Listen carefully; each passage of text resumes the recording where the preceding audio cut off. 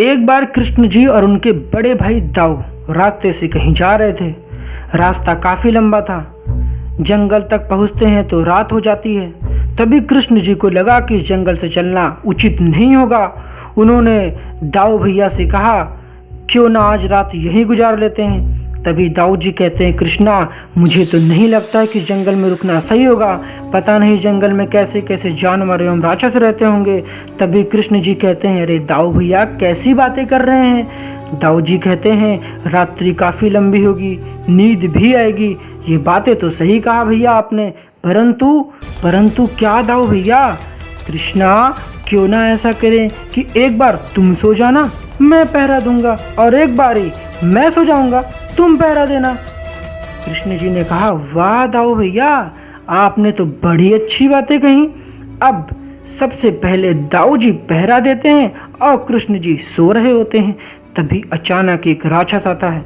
दाऊ जी डर जाते हैं। उस डर से दाऊ जी का आकार छोटा हो जाता है एवं राक्षस का आकार बड़ा हो जाता है।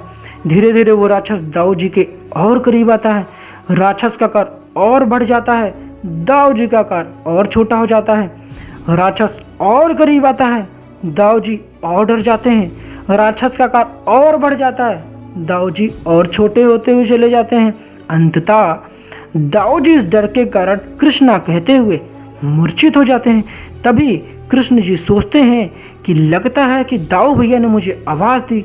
वो उठकर देखते हैं तो दाऊ भैया सोते हुए नजर आते हैं। उन्होंने सोचा शायद दाऊ भैया को गहरी नींद आ गई होगी, इसलिए सो गए होंगे। थोड़ी देर बाद वो राक्षस फिर से आता है। कृष्ण जी को देखकर वो फिर से चिल्लाने लगा, लेकिन कृष्ण जी उससे बिल्कुल ना घबराए, बल्कि प्रेम से कहा, क्यों चिल्ला रहे हो। अब क्या होता कि राक्षस का आकार घट जाता, कृष्ण जी का आकार बढ़ जाता। कुछ समय बाद फिर से राक्षस आता, फिर से वो चिल्लाने लगता। कृष्ण जी फिर से उसे प्रेम पूर्वक कहते, अरे क्यों चिल्ला रहे हो, क्या प्रॉब्लम है तुम्हें। अब क्या होता कि राक्षस का आकार और छोटा हो जाता, कृष्ण जी का आकार और बड़ा हो जाता।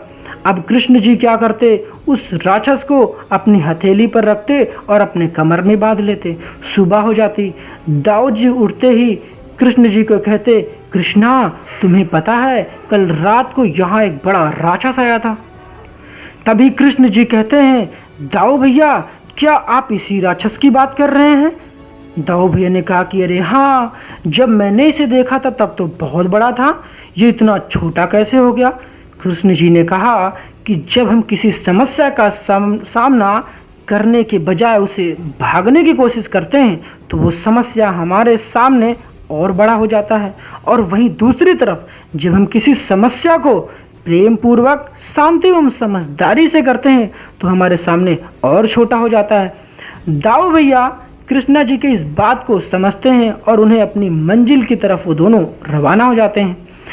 परंतु इस कहानी से हम सभी को क्या शिक्षा मिलती है कि अगर हम चाहते हैं कि हमारी समस्या एक बड़ी समस्या ना बने तो हमें उसका सामना एट द मोमेंट प्रेम पूर्वक शांति एवं समझदारी से करना चाहिए, ना कि उससे डरकर भागना चाहिए। इस कहानी को आपने बड़े ही प्रेम पूर्वक एवं ध्यान से सुना, इसके लिए आपका बहुत बहुत धन्यवाद। मिलते हैं नेक्स्ट वीडियो में, तब तक के लिए जय श्री कृष्ण।